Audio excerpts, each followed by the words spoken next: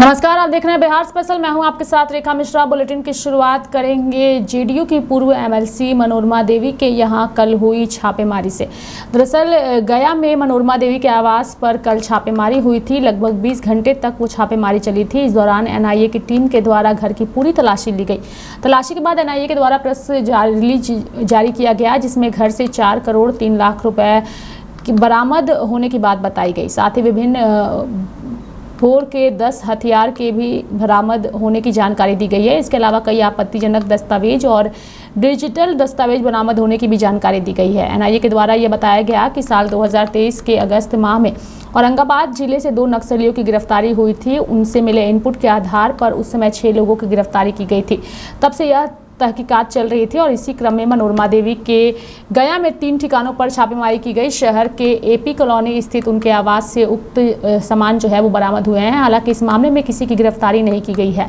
वहीं एनआईए की जांच और छापेमारी को लेकर के मनोरमा देवी ने क्या कहा है वो आप सुनिए। हमको तो कुछ मालूम भी नहीं था। एनआईए की टीम सुबह 6 बजे सुबह में मेरे के यहाँ छापामारी हुआ है।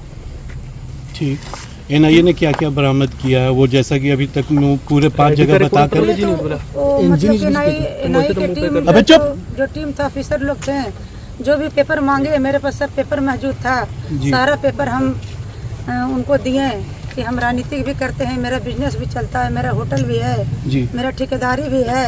तो सारा पेपर हम मीडिया का भाई उनको हम एक पेपर दिए। अभी आपने एक विज्ञप्ति जारी की थी, अपने लिखा हुआ, उसमें लिखा है आपने कि पैसे की जो है वो बैंक से लोन लिया गया है। तो वो कितने पैसे उन लोगों ने देखा या पाया? जो भी पैसा है सब मेरे पास, सब सारा डॉक्यूमेंट्स है। और जो लेबर उबर के देने के लिए साइड पर जो ठेकेदारी में होता है उसके लिए रखे हुए थे। कितने थे वो, अमाउंट कितने होंगे? नहीं, अभी वो हमको बताया नहीं, वो खुद ही अपना जोड़े हैं, हमको नहीं बताए। बढ़ेंगे आगे, बात करेंगे बिहार की राजधानी पटना की, जहां बीजेपी कार्यालय का बजरंग दल के कार्यकर्ताओं ने जो है वो घेराव किया। काफ़ी संख्या में बजरंग दल के कार्यकर्ता जो है वो बीजेपी कार्यालय पहुंचे। बता दें कि कार्यकर्ता 15 दिन पहले फुलवारी शरीफ थाना अंतर्गत गौर तस्करों के द्वारा वंश एवं गौ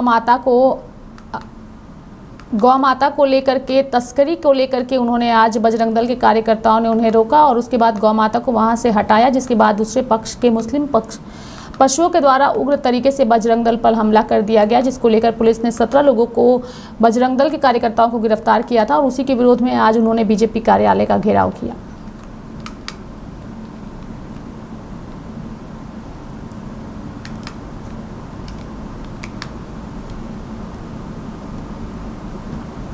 बिहार सरकार के विज्ञान एवं प्रौद्योगिकी मंत्री सुमित सिंह ने बीते दिनों राजद के सदस्यता अभियान के दौरान पटना के ट्रैफिक एसपी के द्वारा राजद के कार्यकर्ताओं की गाड़ी के काटे गए चालान पर अपनी बातों को रखा और कहा कि नियम के तहत उनका चालान जो है वो काटा गया है।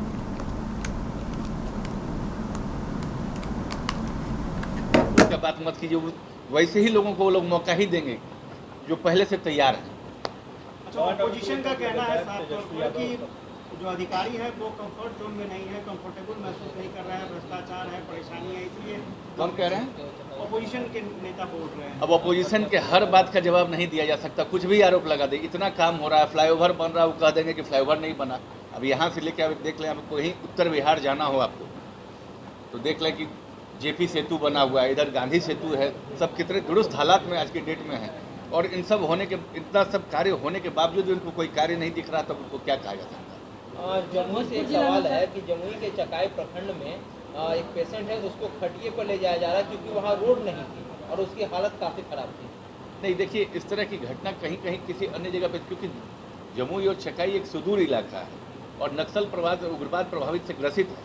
वो जहाँ की घटना आप बता रहे हैं, हो सकता है कि वो जंगल में भी हम लोग का बहुत सारा गाँव है।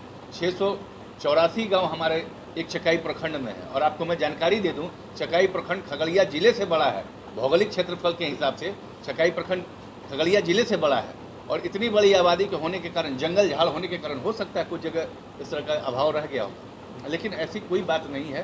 कहीं पे अगर इस तरह की मजबूरियां हुई तो हम लोग उसको अविलंब दूर कर लेंगे। बिहार के मुख्यमंत्री नीतीश कुमार ने आज हवाई सर्वेक्षण करते हुए बाढ़ प्रभावित इलाकों का उन्होंने दौरा किया और हवाई सर्वेक्षण करने के लिए आज वो पटना के कुछ इलाकों में निकले थे, जहां बाढ़ का पानी जो है उसने लोगों की परेशानी बढ़ा दी है और खासकर घरों के अंदर बाढ़ के पानी के घुस जाने की वजह से लोगों का जनजीवन जो है वो पूरी तरीके से अस्त व्यस्त हो गया है। जिसके बाद मुख्यमंत्री नीतीश कुमार ने आज खुद हवाई सर्वेक्षण करके बाढ़ प्रभावित क्षेत्रों का उन्होंने दौरा किया और साथ ही उनके अधिकारियों ने लोगों से बातचीत की।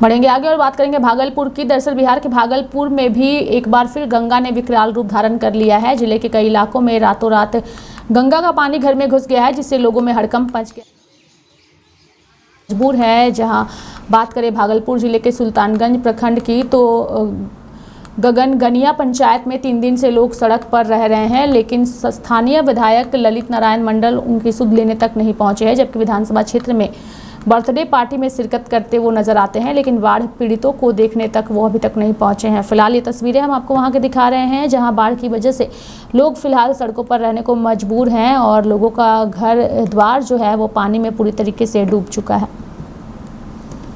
कोई व्यवस्था नहीं है। कब पानी कब घुसा है? पानी कल ले घुसा है। अच्छा, अभी तब आश्रय आप लोगों का? अब हम लोग रोड पर रह रहे हैं, कहाँ जाएंगे? बिहार के बेतिया के पश्चिम चंपारण के नगर निगम के सशक्त स्थायी समिति की बैठक में महापौर गरिमा देवी सिकरिया ने प्रधानमंत्री आवास योजना की समीक्षा की।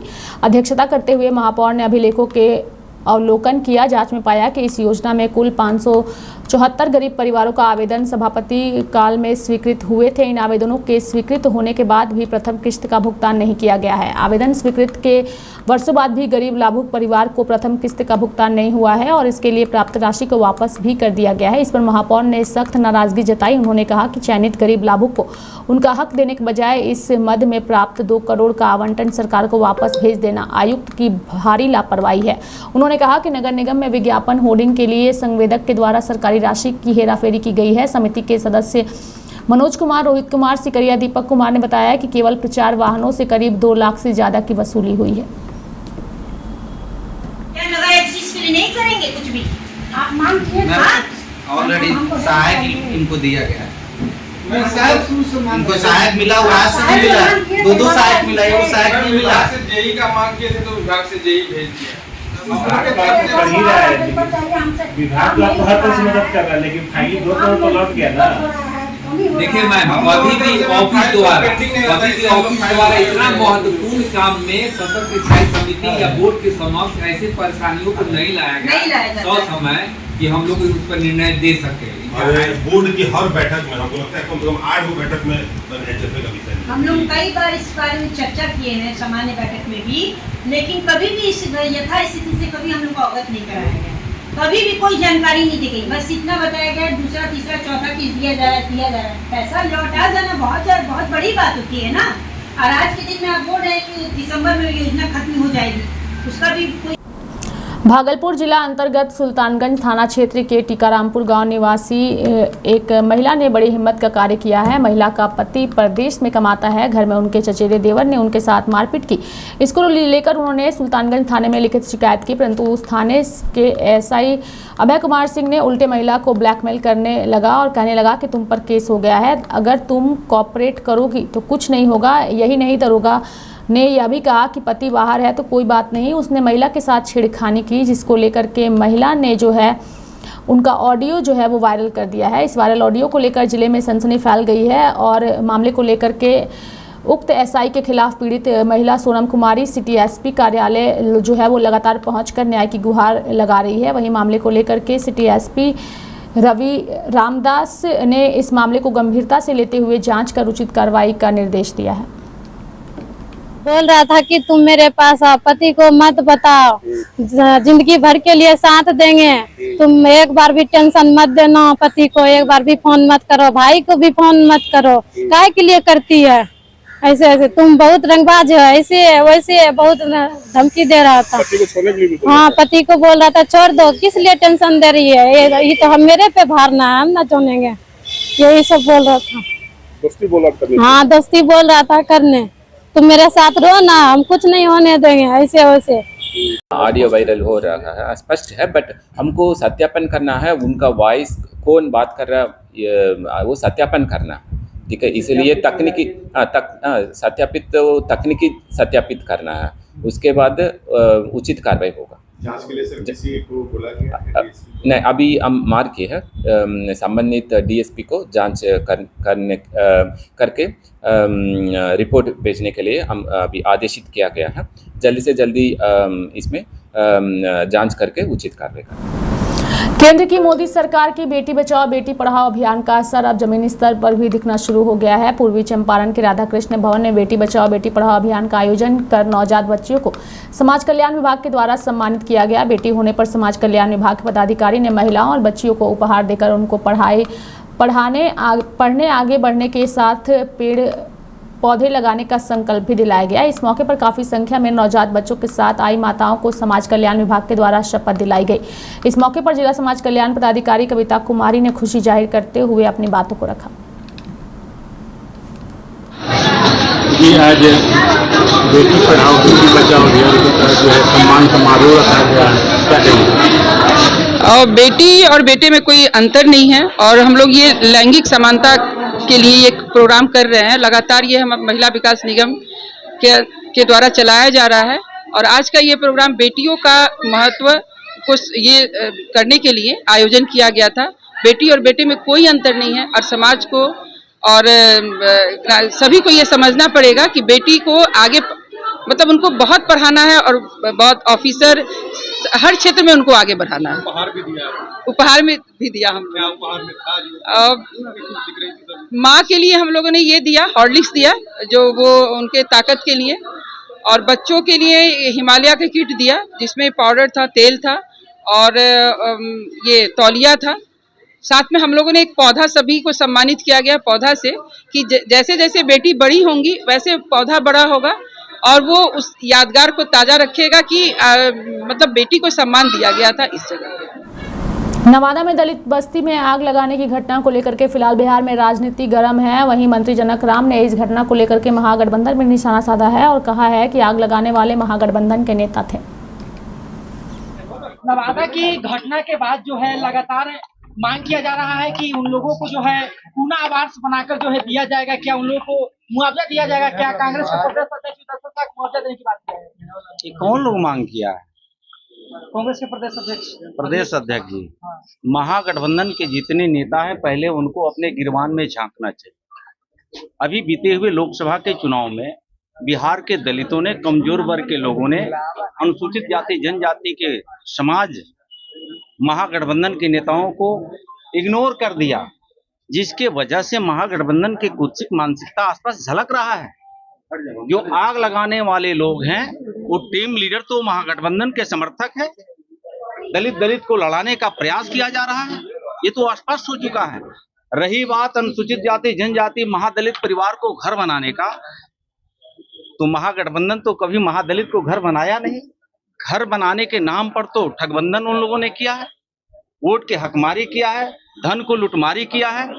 यही एनडीए सरकार राज्य के मुखिया आदरणीय नीतीश कुमार जी के नेतृत्व में, देश के नेता नरेंद्र मोदी जी के नेतृत्व में कमजोर वर्ग के लोगों को घर बनाने से लेकर के सहायता करने तक सरकार खड़ी नजर आ रही है। जिस परिवार को घर जला है उसको घर भी बनेगा।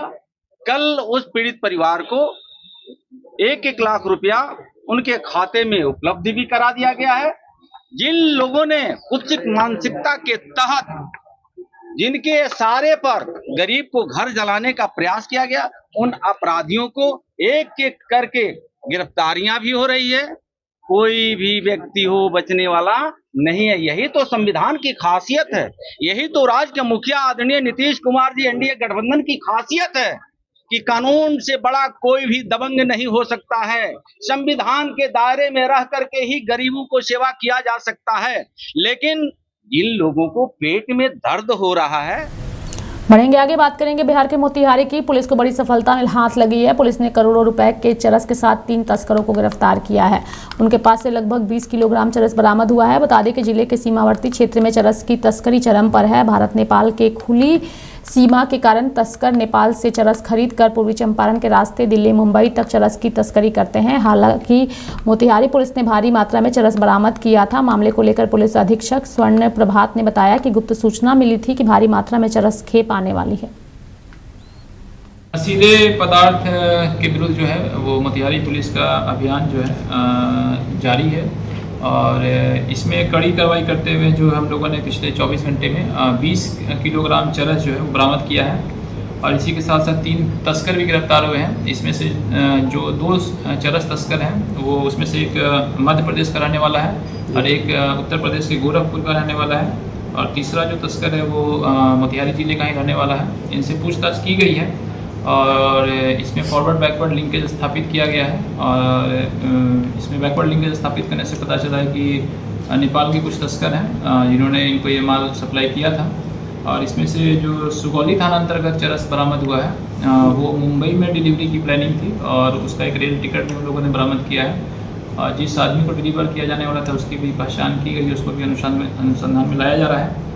और रक्सौल थाना अंतर्गत जो चरस बरामद हुआ है वो गोरखपुर में डिलीवरी होने वाली थी और उसमें भी फॉरवर्ड लिंकेज स्थापित करते हुए सब तस्कर की पहचान की गई है और ये कार्रवाई जो है इस तरह की जो है लगातार जारी रहेगी और ये कुल जो करीब 19 किलोग्राम चरस बरामद हुआ है इसकी अनुमानित कीमत जो है वो बाज़ार में करीब 60 लाख रुपए के आसपास बताई जा रही है और इस संदर्भ में जो है संबंधित थाना जो है प्राथमिकी दर्ज कर अगला कार्रवाई कर रहे हैं।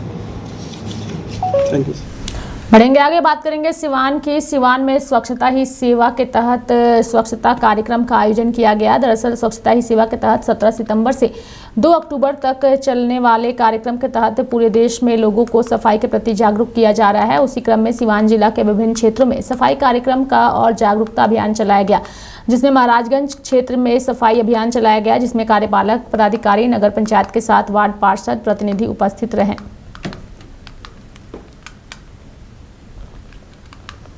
इस कार्यक्रम चल रहा है, इसका मुख्य उद्देश्य बताइए क्या है? स्वच्छता ही सेवा जो कार्यक्रम चल रहा है इसका मुख्य उद्देश्य जन जागरूकता है, ताकि हम सभी को जागरूक कर सके इस अभियान के तहत कि सभी लोग सफाई को अपनी जिम्मेदारी समझें, ना कि सिर्फ सफाई कर्मी की जिम्मेदारी समझें।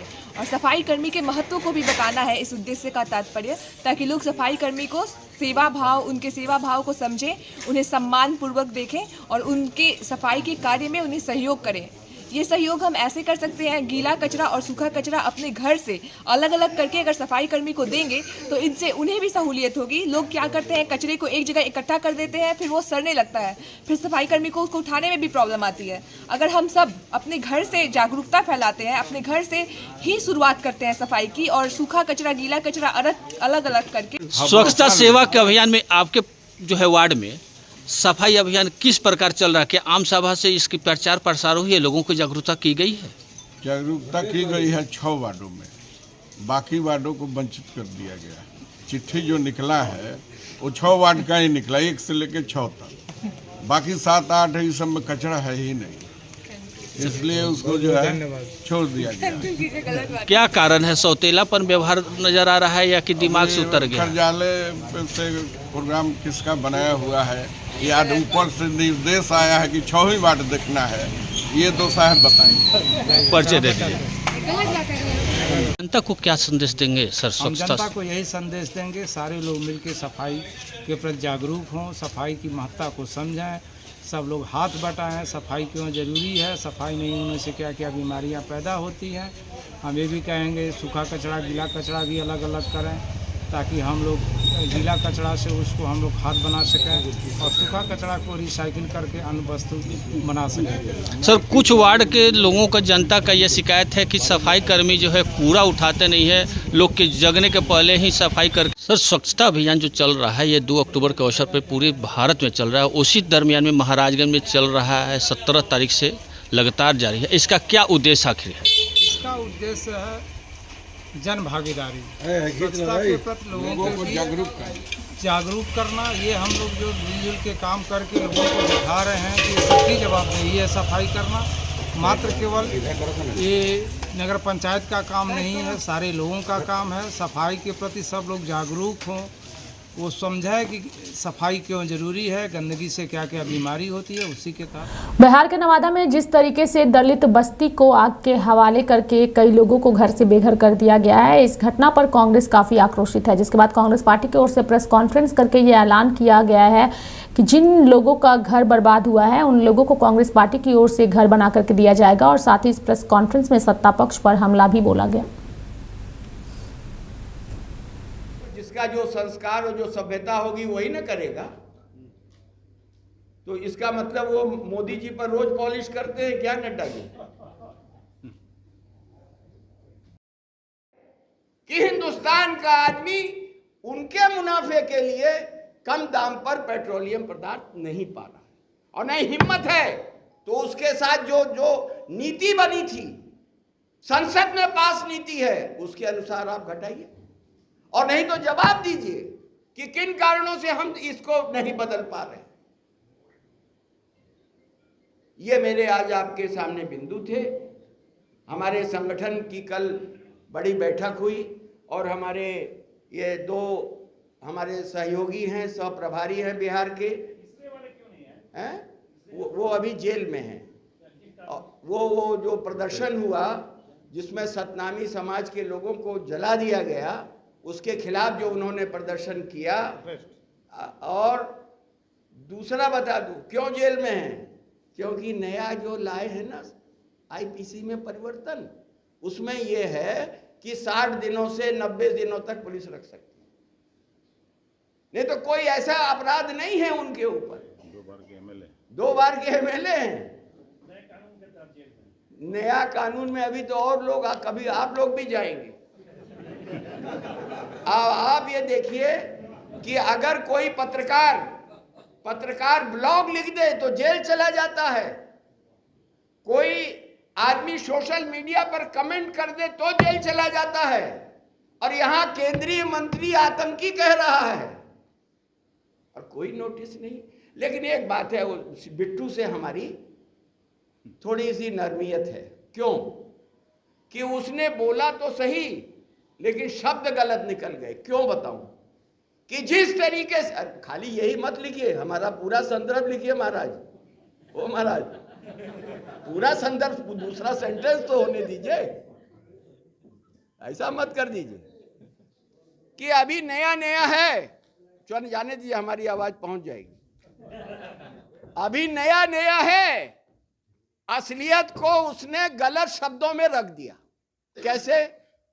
ये सही है कि राहुल गांधी जी ने जो संसद में सवाल उठाए पेपर लीक के, जो सवाल उठाए बेरोजगारी के, महंगाई के, इस देश के संविधान के, तो उससे मोदी जी आतंकित हो चुके, पूरी बीजेपी आतंकित हो चुकी है।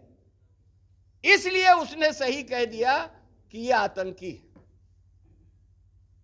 क्योंकि पूरी बीजेपी श्री राहुल गांधी जी के लोकसभा के भाषण से आतंकित हो गई और आज भी आतंकित है। लेकिन ये जो राहुल जी का ये है, इस देश की जनता की तकलीफों को रखना लीडर अपोजिशन, नेता विपक्ष के नाते उनका हक भी है और उनका कर्तव्य भी है। और पूरी देश की पार्टी उनके साथ मजबूती से खड़ी है। और वही नहीं, मैं एक बात आपको बताना चाहता हूं कि हमारा आंकलन आप लोकसभा के चुनाव के पहले या संख्या से मत करिएगा। लोकसभा चुनाव के बाद जो नतीजे आए हैं उससे इस देश के अंदर कांग्रेस पार्टी के पक्ष में बड़ा जन समर्थन खड़ा हुआ है। चुनाव के पहले जितना जन समर्थन हमको नहीं था, उससे ज्यादा जन समर्थन हमारा लोकसभा के चुनाव के बाद हुआ है। और आगे आने वाले हर चुनाव में आप देखेंगे इस देश के अंदर कि लोग कांग्रेस की तरफ या कांग्रेस के साथियों की तरफ देख रहे हैं। धन्यवाद। बढ़ेंगे आगे और बात करेंगे बिहार के बेतिया की, जहां मुख्यमंत्री दिव्यांगजन योजना के तहत दिव्यांगों को जो है वो साइकिल आज बांटी गई, जिसके बाद दिव्यांग काफ़ी खुश हुए। दरअसल मुख्यमंत्री दिव्यांगजन सशक्तिकरण योजना के तहत बेतिया समाहरणालय में कुल 30 दिव्यांगजन को बैटरी वाली ट्राई साइकिल जो है वो जिला पदाधिकारी दिनेश कुमार राय की ओर से जो है वो बांटी गई और सभी को चाबी दी गई। बता दें कि इस संबंध में उन्होंने अपनी बातों को भी रखा और साथ ही उस साइकिल को पा करके दिव्यांग काफ़ी खुश भी हुए। इस कार्यक्रम के तहत और कितने लोगों को आज लाभान्वित किया जा रहा है? मुख्यमंत्री दिव्यांगजन सशक्तिकरण योजना के तहत दिव्यांग लोगों के लिए ट्राईसाइकिल का वितरण किया गया है। ऐसे लाभुकों की संख्या जिला में 121 है, लेकिन आज 30 लोगों को यहाँ पर रवाना किया जा रहा है उनको ट्राईसाइकिल देकर। साथ ही साथ चश्मा वितरण का भी कार्यक्रम किया गया है। जिला सामाजिक सुरक्षा कार्यक्रम कुशांग के द्वारा इस कार्यक्रम का आयोजन किया गया है। ऐसे अवसर पर हम तमाम लोग इनको शुभकामना देते हैं और उम्मीद करते हैं कि इनको सरकार द्वारा जो सुविधा मुहैया कराई जा रही है, इससे इनके कार्यों में गति आएगी, तेजी आएगी और नए ऊर्जा के साथ अपने कार्यों को करेंगे। और जिले में प्रयास होगा हम लोगों को कि जिले के कोने कोने से ऐसे लोगों का चयन करके सरकार की योजनाओं को लाभ दें ताकि उनके जीवन में विकास हो सके। धन्यवाद। तो मेरे साथ बिहार स्पेशल में अभी के लिए इतना ही। आप देखते रहिए लाइव इंडिया हर पल। नमस्कार।